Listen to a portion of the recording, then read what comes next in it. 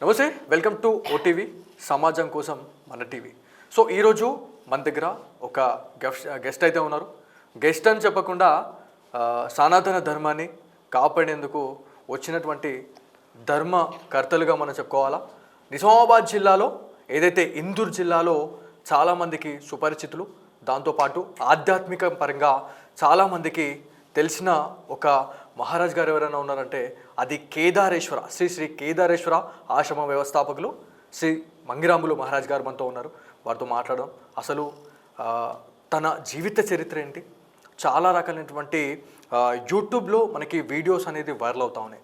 అసలు ఆ కేదారేశ్వర ఆశ్రమాన్ని నెలకొల్పడానికి గల కారణం ఏంది, అసలు ఏంది అనే దాని గురించి స్వామివారితోనే మాట్లాడి తెలుసుకున్నాం.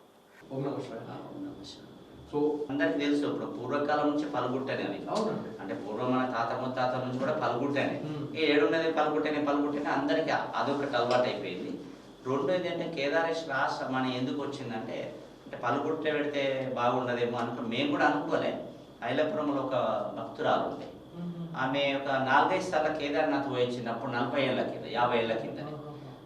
ఆమె ఎప్పుడు కంటిన్యూగా దర్శనంకి వస్తుండే. ఎప్పుడన్నా ఒకసారి వచ్చేది నిజంగా కేదార్నాథ్లు ఉన్నట్టే ఉన్నది అని ఆమెకు ఎవరో ఇట్లా అను అని ధని ఇస్తే ఆమె నిజంగా అట్లా కేదార్నాథ్లు ఉన్నట్టే ఉన్నది, కేదార్నాథుడే అట్లా అంటున్నది. నువ్వు గీడ ఉండి పలుగుట్టకుండి కేదార్నాథ్ అంటున్నావు అని మేము అన్నాం.